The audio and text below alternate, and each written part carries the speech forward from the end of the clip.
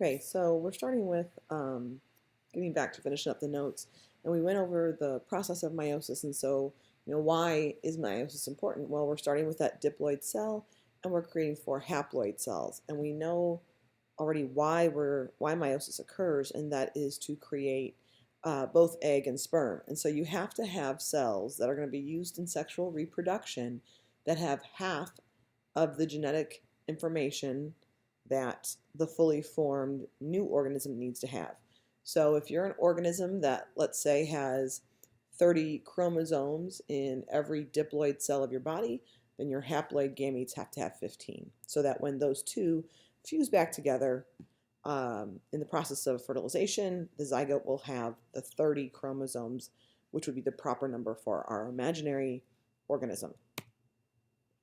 So crossing over is important. We've already kind of halfway discussed that. So during prophase 1, the one thing that happens different in prophase 1 that does not happen in regular prophase is that the homologous chromosomes, or the homologs, just another way to say that, the homologous chromosomes pair up together.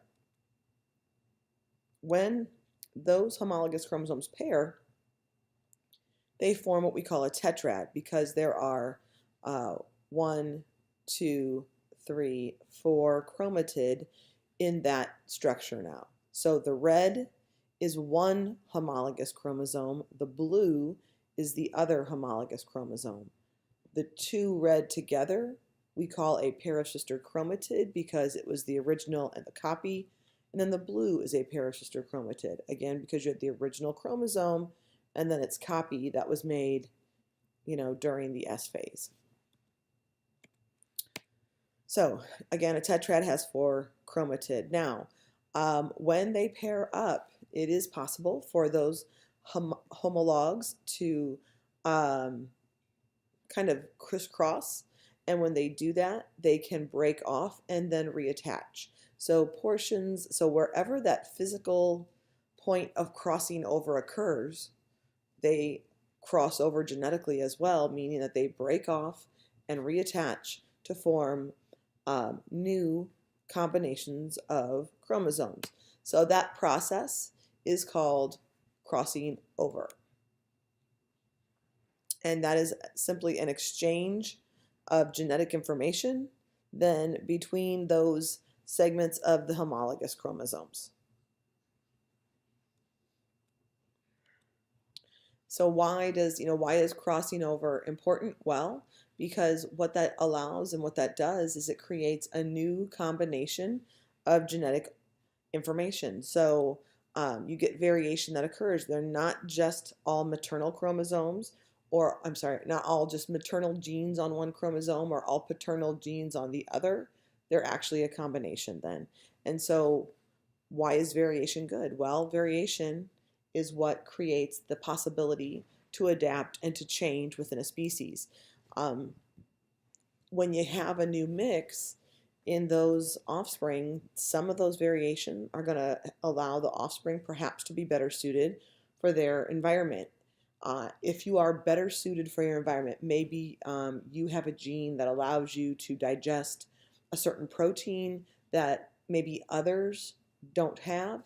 Well, because of a mutation or something, now you're going to, be better suited for your environment if your environment changes. So let's say that protein becomes more readily available. You can digest it, therefore you're going to survive and you're going to reproduce, and then you're going to pass those good traits onto your offspring. So on a good sense, on the good hand, you can create organisms. Crossing over creates variation, and that variation can create organisms that are better suited. However, sometimes if crossing over creates offspring that maybe aren't as well off, maybe the crossover was uneven, or maybe it created not a great combination of traits, well, those offspring might not survive. Or if it does survive, it can't really reproduce very well. And so the unfavorable genes that offspring got from the crossover will not be passed on, because most likely that individual will not reproduce. And so crossing over and variation leads to evolution. And I kind of wish that this down here said variation leads to evolution, but variation comes from crossing over. And when things evolve, they change over time. I shouldn't say things. When species evolve, they change over time to be better suited for their environment. So we know meiosis produces, excuse me, 4 haploid cells that are different, genetically different from each other, as well as different from their parents. In males, you get 4 sperm cells. However, in females, we talked about that, you get 4 cells produced, but only one of them is a viable egg. The other 3 are all really small. The cytoplasm did not divide correctly or equally in meiosis 1, producing 1 big cell, 1 little cell, and then in meiosis 2 again, cytoplasm was divided unequally, producing 1 big cell and 3 other cells. Those 3 other cells are not functional, and we refer to those as polar bodies. So 1 big egg, 4 equal size smaller sperm. And you can see in the picture the difference between the size of the egg versus the size of the sperm. So comparing mitosis and meiosis now. We know that mitosis happens in all of the cells of the body except for egg and sperm, right? So mitosis produces somatic diploid cells, but meiosis only produces gametes or egg and sperm. In meiosis, you have all processes, whether it's meiosis or mitosis, start off with a diploid cell. So in meiosis, you have a diploid cell. It's going to divide twice, and it produces 4 cells, right? Mitosis, on the other hand, you have a diploid cell, but it only divides once, and it forms 2 cells. Okay, so number of divisions and number of cells produced are another difference. Another comparison, in meiosis, those 4 cells are haploid, right? They have half the number of chromosomes of the parent cell, or you could say they have an individual chromosome of each pair, right? In humans, we have 46 chromosomes arranged in 23 pairs in all of our somatic cells, but in gametes, we have 23 individual chromosomes in each gamete, so that when they fuse back together, now they're back in pairs again, reinstating that diploid number. So mitosis then, every new cell has the same number of chromosomes as the original because mitosis produces identical copies, whereas meiosis produces genetically different, unique cells. In mitosis, you don't have homologous chromosomes pairing up to form tetrads, right? We know that they do that in meiosis. So in mitosis, homologous chromosomes never pair. In meiosis, those homologous chromosomes do pair up, and crossing over occurs while they are in that tetrad state.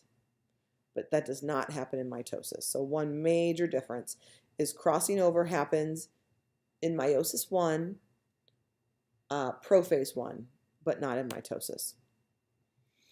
And again, in meiosis, you have different combinations of chromosomes in those 4 haploid cells, and they're different from each other. So in one haploid gamete, you'll have 23 chromosomes, and out of those 23, maybe 10 are maternal and 13 are paternal. And in another gamete, you'll have a different combination. So they're different from their parent and they're different from each other.